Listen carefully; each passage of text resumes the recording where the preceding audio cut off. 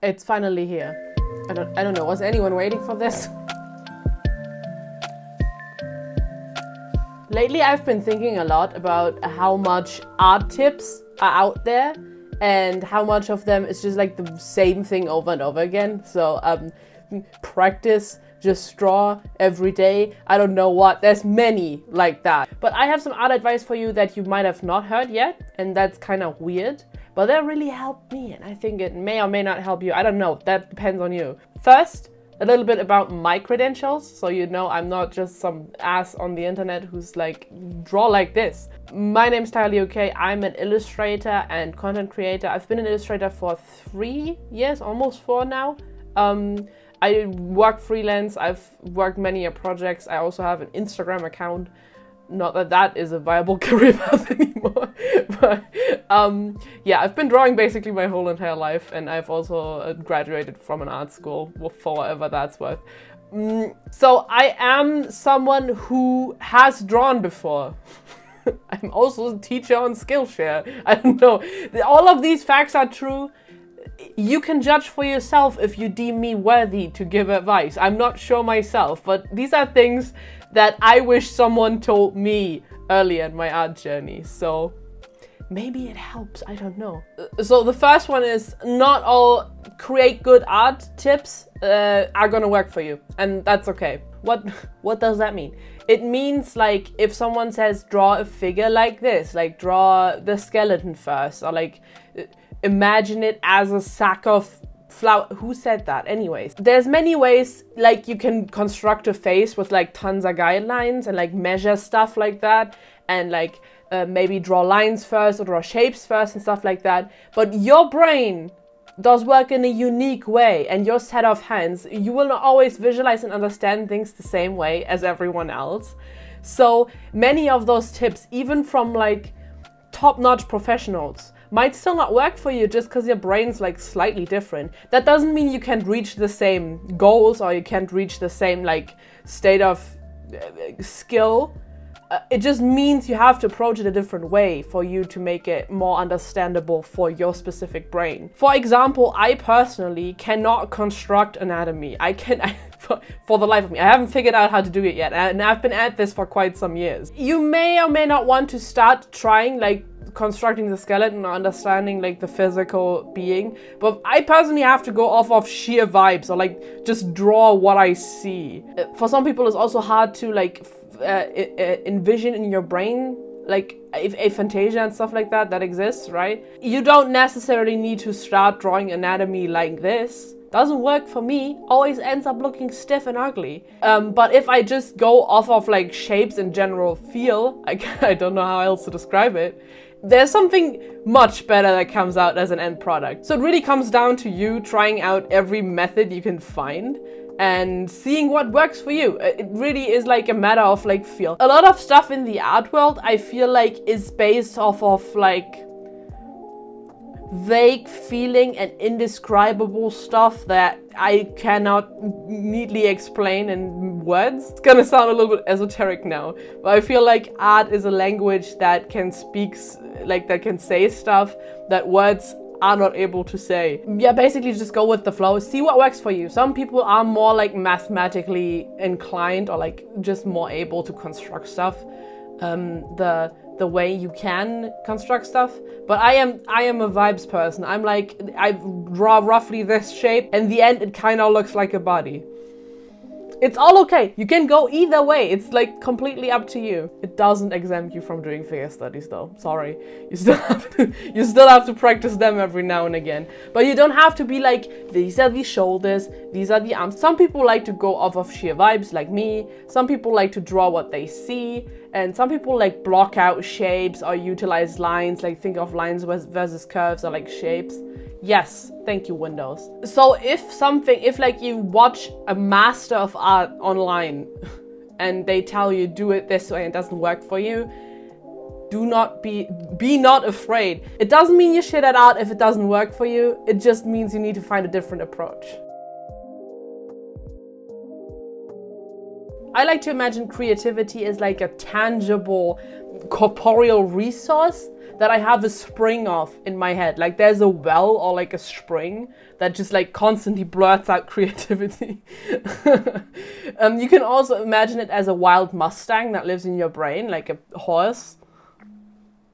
I'm going somewhere with this. But my tip for this is, I always have to use it, or else it will clog up my brain and it will enter area of my brain that make my mental health bad. I don't know if that's the science of it. Do not ask me science questions, but when I do not use my creativity in one way or the other, it will slowly overflow and then my thoughts will get creative, if you know what I mean. And that's not always something that we want. So I think it's part of the natural experience of being human that you're constantly thinking, like constantly developing new ideas. And I think some people who are more creative than others, or like who have that creative bone, they have that same thing, but like times 1,000. So you have to always constantly use it. So you're like, keep your brain free. I think also art block can stem from that particular resource. Either you're using it too much or you're using it too little. Sometimes, as I said, you can also use it too much. So sometimes you have to let the tanks refill, like do something that you find inspiring. And getting inspired is like refilling that tank. So if you watch like a show or, I don't know, go to the museum, whatever works for you, you will refill your creativity. And sometimes that's necessary. You can't always like draw from just yourself. You also have to empty it as much as you can. Like you have to constantly keep up with like the resource reproducing. I do that by drawing in my sketchbook, which is also great to practice art. It takes some introspection and self-reflection to see what works for you and what is the individual steps that you need to take to harness the creative Mustang or like the wellspring of creativity in your brain. But I think managing that is a big part of being an artist and can really influence how well you create or like how much you progress in the field of art. Okay, the third one is something that you may or may not have heard before. I've heard the sentence before and you may or may not have heard the same sentence. You have to make 100 ugly drawings for one good one. That's probably not the direct quote. It's maybe not quite so drastic, but it's indeed necessary to try things and practice a lot for your art to improve. And the place to do that is your sketchbook. I can really not overemphasize the importance of sketchbooks if you really want to take art seriously and improve a lot. You shouldn't be too precious with your sketchbook. I think that's also a technique that you can use to have a precious sketchbook where you really like put a lot of effort in, but there needs to be a sketchbook that you just dump all the trash into. It can be incoherent, no one has to see it, you can burn it afterwards if you feel so inclined. It's just there to practice. It's like doing your 10,000 steps, basically. The fourth one is something that I needed to learn the hard way, or like it took me a while and then I was like, why didn't I learn this earlier? God damn it, I just wasted years. No, not quite that drastic, but you know what I mean. Technical skill does not equal good art.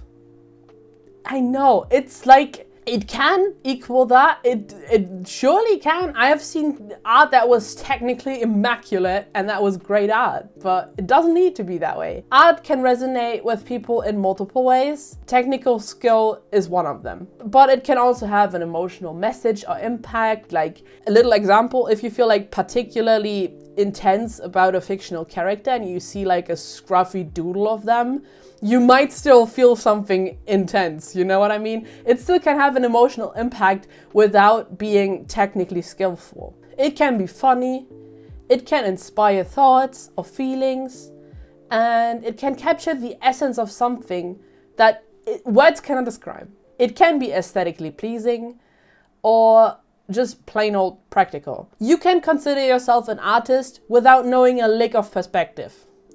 I know. Art teachers hate this trick. So learn the rules before you break them. It's not entirely correct in my opinion. Sometimes you have to break the rules to learn them even. Art that's like highly detailed, anatomically, that's hard to say for someone whose not first language is English and has no grammar skills apparently. Art doesn't need to be anatomically correct to be good. Or like perspective doesn't have to be on point. You might think that because masters that you see a lot, like the people that you see a lot of art of, usually also have a lot of technical skill. But who says this is more valuable than this? I don't know. Really depends on the person. See, it's not necessarily a one-stop shop where you're like, as long as the technical skill is good, the art is good. It doesn't work that way. Also, if you're selling products, the art still doesn't need to be extremely good for the product to sell. I have products where I use something that doesn't have like the, I don't know, a lot of like technical intricacies or anything like that, and it's still sold because people just like the idea. So doesn't need to be, you don't need to be at a technical level that's like really high to consider yourself an artist. As long as you can pick up a pen in some way or can do something creative, I think that counts. Also, don't take learn the rules before you break them as a ban on drawing stylized if that's what you want. You don't have to be able to draw realistically before you are allowed to draw stylized. Those are two entirely different skills, and they may intersect, but they also still need to be practiced individually. Something that I think truly will propel you forward in your art journey is line confidence. Beginner artists often lack this. You know, the chicken scratch lines and stuff like that. That's the opposite of line confidence. You're not like, I am drawing with purpose and confidence. You're like, I don't know what I'm doing. It's kind of like with normal confidence, where the more you pretend you have it, the more you will actually have it. I don't know. It's all really metaphysical, so it's kind of hard to explain it fully. You just have to go with the general vibe that I'm putting out. How to achieve line confidence though? Only draw on pen, ever. Take your sketchbook and only draw on pen. Do not use pencils. I personally hate pencils, so I do still have them, but I don't use them a lot. I didn't throw them out. I don't know why I'm trying to say that. Don't be afraid to fail. Do not be afraid that the drawing will look ugly. As an artist, you will inevitably produce art that looks like shit. It's just part of the process, and all the other artists that you admire have done the same and maybe are currently doing the same. You're just not seeing it. To achieve line confidence, you have to look failure in the eye, make eye contact, establish dominance, and say, you have no power here. You will not stop me. Failure will not be the end of me. If you're drawing in pen, maybe do not start with like a super thin pen. Maybe start with a bigger pen, like a felt tip marker or something like that. It just automatically looks better for some reason. You can also, like, if you want a specific exercise to gain line confidence, you can also just draw straight lines as quick as you can. The quicker you draw them, the straighter they usually are. I don't know what that is. I think it's the, you cannot be like shaky in the middle if you do like this, you know? So if you wanna gain line confidence, that's another way to do it. The next thing is maybe the most important advice I can give anyone who's looking into the field of art or is part of the field of art or, I don't know, has some intersection with art. You need to know your worth as an artist. Anyone who does art is important. I'm not saying this lightly. Like, even if your form of art is Microsoft Paint drawings of pregnant Sonic the Hedgehog, I don't know, the weirdest shit with the lowest effort, it is important that you do not give up and you will not let people tell you your art is like doesn't have value or anything like that. And even if the value just is you drew and you became a little better that day. Let's face it, badly rendered Sonic OC art is just as much art as like old masterpieces are. It's subjective anyways, what people think of it. And you might still have like a bigger impact. I don't know. It depends on the person. That's the whole thing. If you know your worth and you know your art has value, inherently has value, unless you're drawing some racist shit, then throw that stuff out. I don't know, bad rendition of random Spider-Man. I don't know what it is that you draw or that you wanna draw. It's all valuable in some way. It truly is. And you are valuable as an artist, and you are an artist, even if you're not good at it yet in some way. Knowing that and feeling that in your heart will give you the confidence and like the permission for yourself to keep drawing. And that's the most important thing to get better. So I hope any of these tips were like helpful to you. Once again, my first piece of advice was not all advice is gonna work for you, and that naturally also goes for this advice. So take what you like and leave the rest. I have a Skillshare class. I maybe should mention that. Let me check that out. Forgot what I have as a Skillshare class. I have a Skillshare class on how to translate design philosophies into illustration, so you can elevate it without tedious amounts of practice. So if you wanna check that out as more advice from me, you can in the description. And yeah, I'm hoping to fill this channel with videos. You may know me from TikTok if you're like watching this, but I am trying to make this work because I have some stuff to say. I don't know. But yeah, anyways, I hope this helped. I really want to get this out there because I've been thinking about these pieces of art advice for a long time, and I think not many people know them, or like not enough people. So here they are. Thank you so much. Please follow me and let me know how you feel. Give some art advice in the comments if you want. If you want to reach out to me or find me on different social media, links are all down below in the description. I also have a Patreon with a mentorship if that is something that you want. And I am gonna be signing off for today. Thank you so much for listening, and I will see you guys in the next video. Bye!